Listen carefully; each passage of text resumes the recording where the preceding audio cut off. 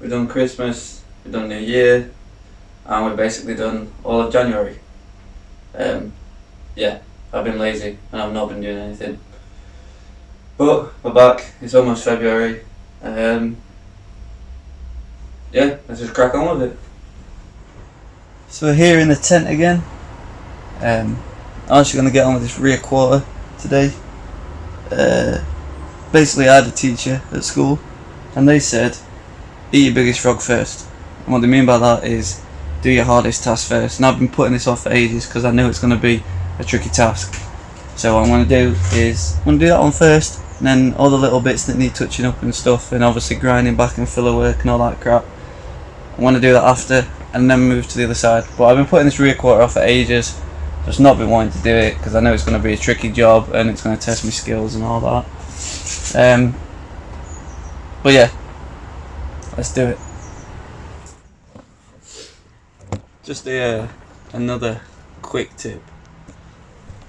If you use an extension reel like that, you actually want to wind it all out, because if you keep it all reeled up, like this is only like 3 meters to the garage, but if you keep it all reeled up, what happens is it creates a magnetic field within the coil. Basically it gets hot, and it can actually melt the wires and cause a fire. So you always want to wind them out. I know it's a pain in the arse, but yeah, if you're ever using one of these for a long time, always wind out your wires.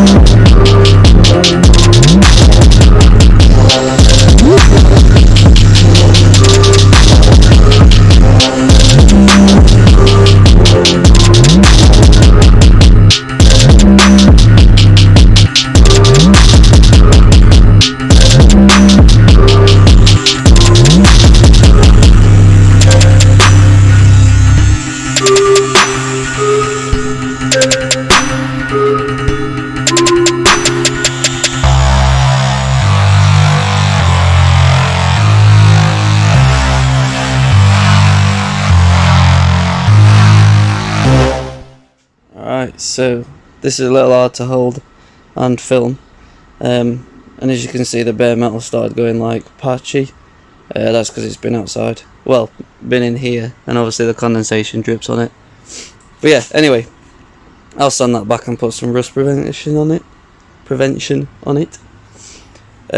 This is going to all line up nicely on that end. Like, it's always lined up good on that end, so I'm not really bothered about that end. This end, if I push against it, you can see I've cut this. I don't want to be welding on this edge here, because it's going to be a pain to try and grind it back down and filler it in and all that. So I'm going to try and leave this edge here and just cut matching, so I can just set it back in. Obviously this will bend over. Roll this it will squeeze in. It just needs a bit of persuasion. Same with down here. Obviously that'll squeeze in, just needs a bit of persuasion. And then if we take this off,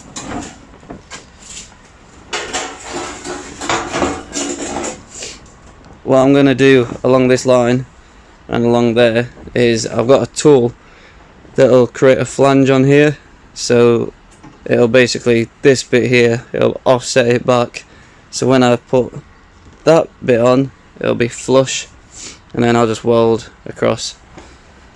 Then I've got some temporary rivets, so I can just drill some holes, temporary rivet, that'll squeeze it together, so it'll keep it nice and flush, and hopefully it'll come out alright.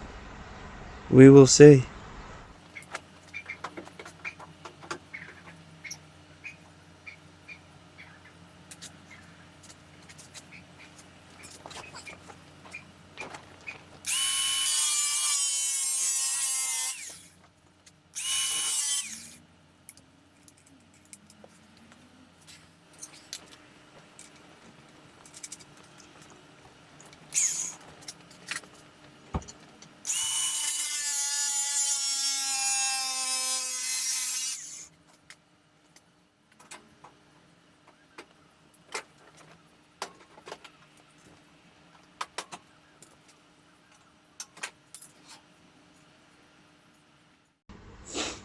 So I'm not too bothered about this bit, because what I'll do is I'll drill and I'll plug weld that, and then I'll, grind it so it's nice and neat. Plus that's just on the door. The only thing that touches that is the door rubber, so that's not bothered. I was bothered about this. I tried to do a technique where you hold them both together and cut through, but yeah, as you can see I messed it up a bit, so I'll have to try and fill this with weld. But it is flush, but yeah, that'll be fun trying to fill that with weld. Then as you come round here, obviously all that lines up nice. This is a bit more square than the actual car, but I'll when I flange this, it should fit nice and neat. And then obviously I need to flange all this bit, blah blah blah, and squeeze it in, and it'll be done.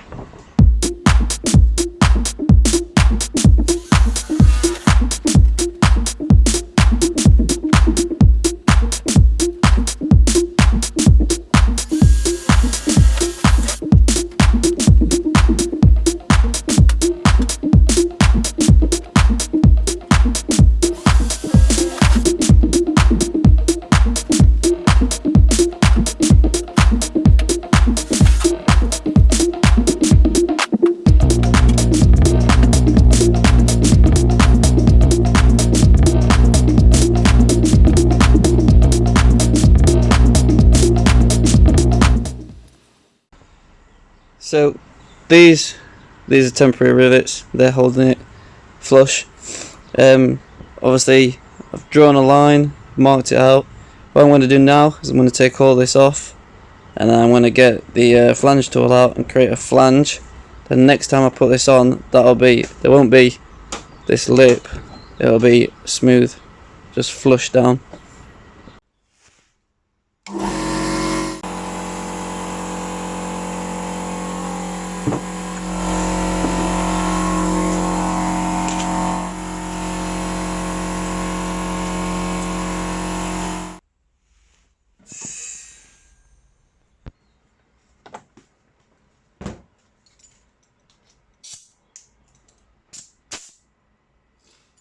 Right, so just a quick update. Basically, my flange tool wasn't working. it wouldn't pull itself back in. So I've got it, and I've took it apart. So now I'm going to see if I can clean it up and get it to move, because it seems like this spring that it's got here, seems like this won't squeeze like it's supposed to. Because basically all that happens is it pulls one clamp in and the other one stays where it should, but it won't pull it in. So I wonder if this spring's broke, although they just look like washers. I'm not too sure. I don't know, Jeff. Right, so I took all the head apart. All the head works fine. So it must be inside here. So now I need to find out how to take one of these apart. But yeah, you can see this won't close and it's just leaking oil. Something definitely wrong with it. Right, so little update. I stripped all this down. I put new grease in it. Oil. Well, I will have put oil when I put all the screws and stuff back in. Another update. This, put it back together. Can't get it working. Took it apart. Basically tried all sorts. Cannot get it working. It seems like this shaft isn't machined properly on the inside. It just seems like it catches and doesn't, because it'll do it once and then it won't go again. So we've got a new one. Just gonna fetch this from Machine Mart. Let's hope this one don't break. Right, let's have it. Let's do it. Spent all day trying to fix it. Let's just get it done. Got a new tool. Let's get it done. So, put the tool up, and I've marked how high it can go. So if I cut all this just below them rivet points all the way down, I'll be able to flange that. Obviously that'll have to go a cut up there. You know what, I'll just do it and you'll see.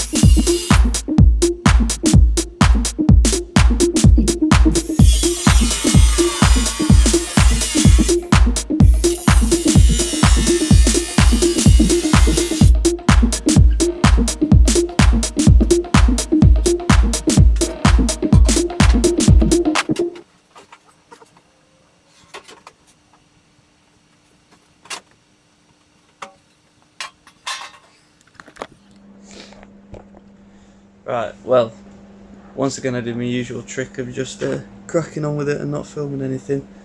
But I'm halfway through. Well, I'm near enough finished welding the top half. I'll just show you. I'll show you. So I'm not gonna edit this and make, you know, it look like I'm the perfect welder and all this. I'm actually gonna show you all my flaws. And if we look, you know, I didn't spend enough time in prepping this. I had to get the grinder out halfway through and grind it back so it was actually shiny. Like, I'd left the paint on. Well, I'd put well through primer on. I'd not done it right. Like, I didn't spend enough time prepping it, and it shows. This bit here, look, you know, the welds, they're not too bad, they're quite flat, you know, they're alright. Like, that bit was close together, that bit looked alright. This bit over here, it's shocking. And then back here, you know, these aren't too bad. That's where it was closer together. Like, I should have spent, well, I mean, that's warped in. Like, it doesn't take a, yeah, that's well far in. That's going to need a lot of filler to get that flat. But yeah, like, should have just spent more time actually, you know, putting the prep in. And too late now, it's welded in. I'm gonna have to grind it back, and all the holes, all the little imperfections, I'm gonna have to go and touch up and then grind it back again. But it just makes me angry. Like, why didn't I just put, why did I rush to weld it in? Why didn't I just put a bit more time in and do it right rather than rush it? Oh well.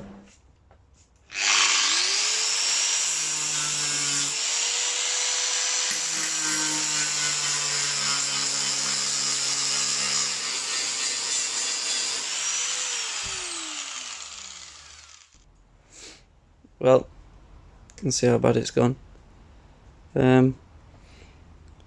So yeah, I've ground it back, and I've got to weld back all these little bits, all the bits that obviously, like there's a hole, all them little holes there need doing, all this bit that's like bubbly, and obviously the weld's bubbled over, that needs doing, and then we'll do that bit after. But first, it's top bit, then that bit, then spot weld underneath. Yeah.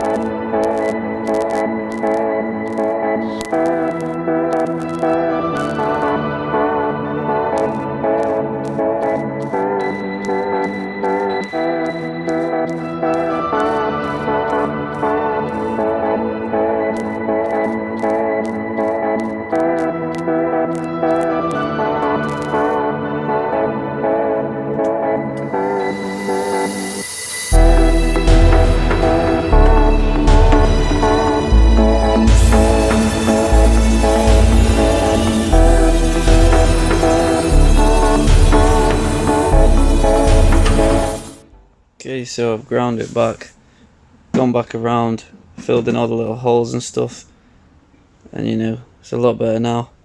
Obviously I've got this bit to do, and then I've got all down there to weld in. But I just wanted to get this top bit done so it'd like pull the panel around as it did it. So yeah, I'll put some rust prevention on it, and then obviously skim a filler.